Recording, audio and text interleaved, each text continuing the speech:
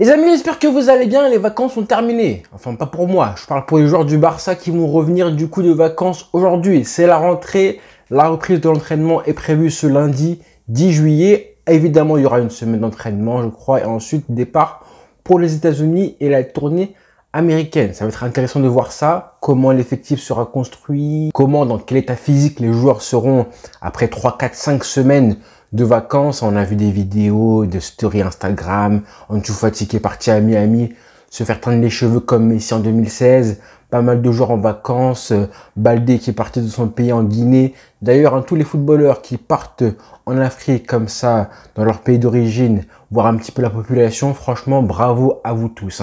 Que ce soit Baldé, Leroy Sané, Mbappé récemment, tous ces joueurs-là, franchement, bravo à eux tous qui partent en Afrique, donner un petit peu de leur temps. J'aime voir ça. Si on pouvait avoir ça tous les ans, tous les étés, voir un petit peu des footballeurs faire ça, franchement, je serais émoustillé et très reconnaissant envers ces footballeurs qui font l'effort de prendre du temps pour aller voir un petit peu la population, donner du temps un petit peu aux enfants, à tous leurs fans, etc. Ils sont pas forcément obligés de le faire, mais qu'ils le fassent déjà, c'est très bien. Je trouve que c'est vraiment très bien. Parenthèse fermée. Ensuite, c'est donc une troisième saison qui commence pour Xavi, la deuxième pré-saison, on va dire, la deuxième saison entière qui va commencer. Voilà, le projet de Xavi continue de grandir. C'est le prolongement de l'ère post-Messi, évidemment, qui a commencé depuis 2021 maintenant, qui continue à grandir. Et donc, c'est un projet quand même qui n'est pas forcément encore totalement abouti. Il ne sera abouti seulement, je pense, quand vraiment le Barça sera redevenu un cadre européen. Pour l'instant, ce n'est pas encore le cas. Le Barça n'est pas encore un des favoris pour la Ligue des Champions. Il n'est pas encore un cadre européen. Il y a beaucoup d'étapes avant de retrouver les sommets européens, même pas juste gagner la LDC, juste être parmi les favoris incontestables et que l'équipe se sente favorite, d'accord? Pour l'instant, je pense qu'il y a encore une espèce de marge pour que les joueurs se sentent libérés, épanouis et pas stressés à l'amorce des matchs de Ligue des Champions, parce que je pense que ce qui s'est passé depuis 3-4 ans, ça va rester dans la tête des joueurs, forcément. Donc là, ils seront un petit peu stressés. Donc le projet de Xavi continue, évidemment continue. Et là, l'entraîneur va devoir avancer, continuer à avancer encore plus avec le départ de Busquets, qui va quand même marquer un coup. Là, vraiment, je pense que l'équipe va pas mal se métamorphoser. On va changer un petit peu de jeu. Le football évolue. Et là, Xavi doit encore une fois s'adapter aux contraintes du football d'aujourd'hui. S'adapter. Comment Xavi va réussir à faire progresser le Barça, d'accord? Progresser et viser les sommets au moins quart de finale, demi-finale en Ligue des Champions. Continue à être incontestablement le favori en Liga et aussi se battre sur tous les tableaux. Mais ça, là, ce sont les objectifs du Barça. C'est pas la même chose. Ça, on en parlera plus tard, évidemment, juste avant que la saison ne commence. Pour l'instant, l'objectif, c'est continuer à ce que le Barça progresse. Et pour ça, Xavi, je pense qu'il a pas mal de choses à faire. Raison pour laquelle, justement, j'ai fait cette vidéo-là pour un petit peu lister quels sont les points sur lesquels l'entraîneur du Barça a des gros progrès à faire pour que l'équipe continue à progresser. Le tout avec des moyens limités. Comment faire en sorte que l'équipe joue beaucoup mieux que ce qu'elle a joué, en tout cas en termes de régularité par rapport à la saison dernière. Ça va être tout l'enjeu. On veut reprendre du plaisir devant les matchs. Vraiment. Que les 38 journées se passent relativement moins stressamment, on va dire, ça se dit ça, de manière moins stressante que ce qu'on a vécu depuis un an. Forcément, aller loin en Ligue des Champions, mais aussi gagner les gros matchs parce que on se rappelle du 4-0 qui va rester en tête au Classico, au Camp Nou. Reprendre forcément, du coup, l'ascendant psychologique qu'on a perdu face au Real Madrid. Renforcer l'effectif. Tout ça, là, ça va commencer dès aujourd'hui. Dès aujourd'hui, là, à l'entraînement, on a vu que Xavi a convoqué pas mal de joueurs de l'équipe B. C'est très bien, d'accord? Que ce soit bien que Lamine Yamal, par exemple, et d'autres, comme Shadi Riyad, et d'autres aussi, comme Abdé, peu importe, mais les noms, mais Casado aussi, j'ai en tête, tous ces noms-là qui pourraient du coup être intégrés pour qu'ils continuent à prendre de l'expérience avec l'équipe, commencer à connaître un petit peu leurs coéquipiers de l'équipe première.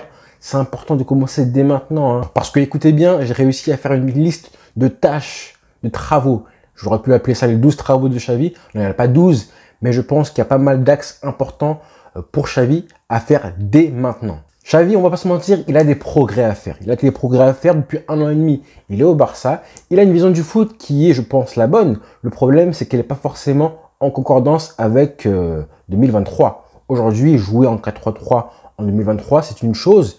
Mais jouer comme ça avec un 6 à la Busquets et vouloir trouver un clone de Busquets en la personne de Zubimendi ou de Parejo.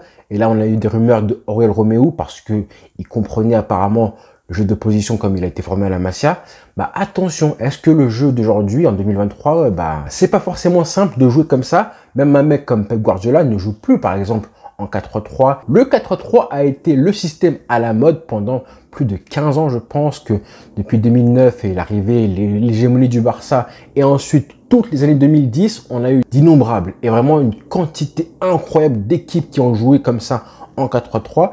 Et du coup, d'autres équipes ont commencé à utiliser des systèmes pour contrer ce système-là. Le 3-5-2 par exemple, la défense à 3, c'est un système par exemple qui a été clairement fait pour détruire le 4-3-3.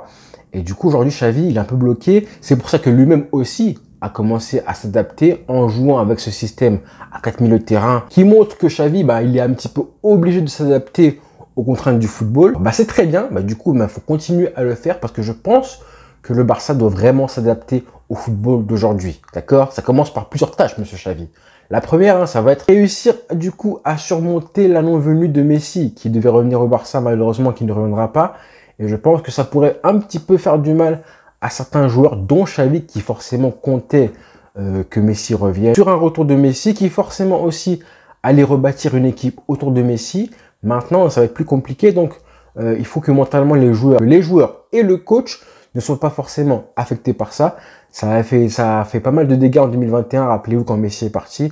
Là, je pense que ce sera pas forcément autant. Mais bon, faut le garder en tête aussi. Mais bon, pour moi, la première tâche la plus importante, l'endroit où Xavi devrait faire de gros progrès, indispensable pour moi, c'est de mieux construire l'effectif et l'équipe du Barça aujourd'hui. Clairement, vraiment faire jouer la méritocratie. En plus, c'est lui qui en a parlé. C'est lui qui a sorti le mot méritocratie il y a un an de ça, je crois même plus que ça.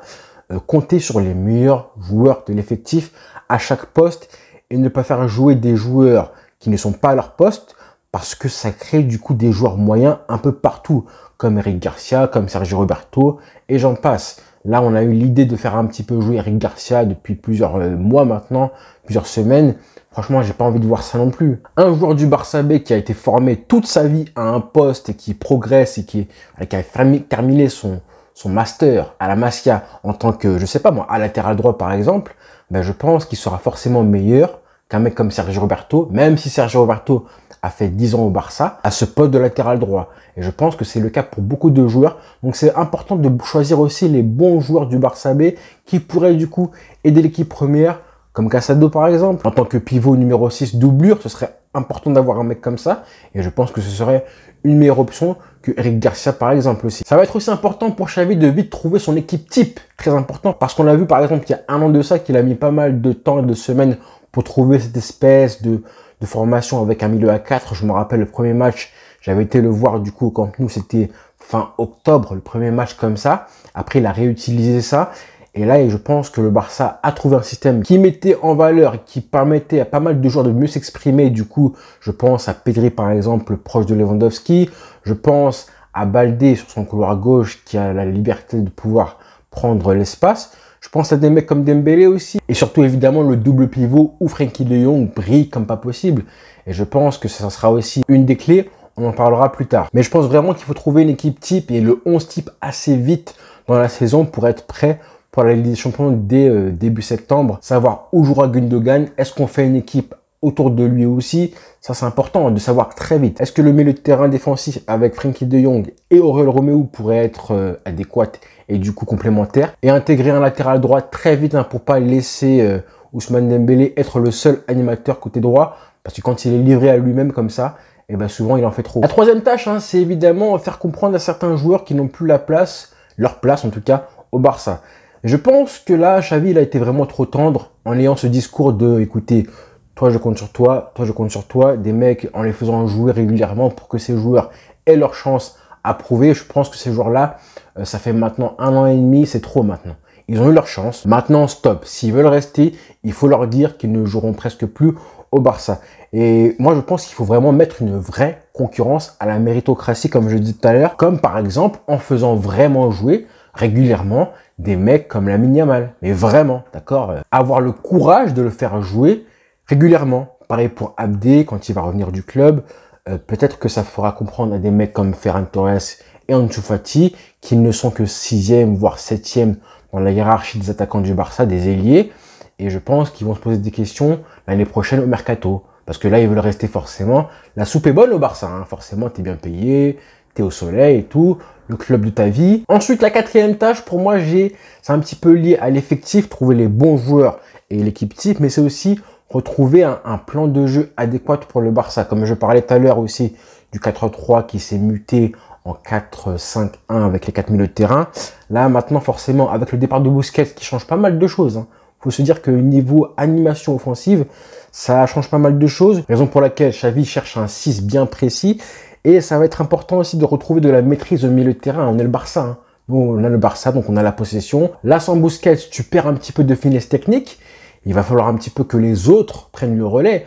Un mec comme Gundogan est arrivé pour ça, du coup, au milieu de terrain. Mais pas seulement lui, hein. C'est là maintenant qu'à 25 ans, 26 ans, des mecs comme Frenkie de Jong, il va devoir s'exprimer et prendre le contrôle du milieu de terrain. D'accord? Ça va être important de voir ça. Un mec comme Pedri, c'est maintenant. Et je pense qu'on fera une vidéo sur lui, Pedri, parce que c'est vraiment sa saison. Là, la prochaine qui va arriver, s'il se blesse pas. Là, maintenant que Busquets est parti, on ne veut plus revoir ce qu'on voyait pas mal de fois avec le Barça qui se fait causer contrer, qui se faisait trop au milieu de terrain, en transition. Maintenant, il n'y a plus d'excuses. Il n'y a plus Busquets. On ne veut plus voir des joueurs trop lents à prendre une décision, trop lents qui ralentissent le jeu comme c'était parfois le cas avec Busquets. Tout ça là, c'est terminé. On veut un vrai milieu de terrain dominant comme vous l'avez tous connu, vous, en regardant le Barça. La cinquième tâche, c'est aussi une conséquence de tout ça. C'est, je pense, redonner des vrais rôles à chaque joueur au Barça. Et je pense que là, les rôles, ils ont un petit peu été mélangés. On a eu des joueurs du Barça la saison dernière qui se sont pris pour un petit peu ce qu'ils ne sont pas ou qui ont oublié un petit peu quels étaient les fondements de leur poste. Je pense à Lewandowski qui des fois se prenait quand même un petit peu comme un numéro 10. Je pense par exemple à Dembélé qui, comme je disais tout à l'heure, des fois on faisait trop parce qu'il était tout seul côté droit. Je pense au latéral droit du Barça qui va arriver, qui va devoir épauler un mec comme Dembélé. Je pense forcément à Gavi qui souvent a eu tendance un petit peu de se tromper de combat, à être dans la friction, dans la bagarre, alors que techniquement, je pense qu'il avait largement de quoi apporter à ce Barça-là. Je pense à Frenkie, comme je disais tout à l'heure, qui doit être pour moi le patron au milieu de terrain, le premier relanceur, d'accord? Le mec à qui on passe systématiquement le ballon pour démarrer les actions, comme ça a été le cas pour Xavi quand il était joueur. Je pense que Xavi doit dire à Frenkie de Jong et à toute l'équipe, hein, maintenant, le patron, c'est lui. Et on veut aussi que Pedri soit un peu plus épaulé niveau créativité dans l'équipe, hein, au milieu de terrain, parce qu'on a vu que quand il n'était pas là, Pedri, c'était compliqué, hein. Il n'y a plus beaucoup de place pour la créativité, l'inventivité. Et sixième et dernier point, hein, le plus important pour moi, c'est au niveau de la communication. Là où Xavi doit faire des gros progrès, c'est évidemment changer de discours, assumer un petit peu le statut du Barça, que le Barça doit concourir pour toutes les compétitions. Il y a un an, il a parlé de priorité Liga. Il l'a répété pendant toute la saison. La priorité, c'est la Liga. Et c'était vrai à l'époque, c'était entièrement vrai. Il fallait que les joueurs vraiment commencent par un petit peu reconquérir l'Espagne avant de parler d'Europe. Malheureusement, en faisant ça, du coup, ce qui s'est passé en Europe, ça a été un petit peu vu comme une excuse. En gros, c'est pas grave si on est éliminé en Europe, alors que c'était grave, hein. Et du coup, on est bien en Liga. Mais ça, ce discours-là, on veut plus le voir. C'est terminé maintenant.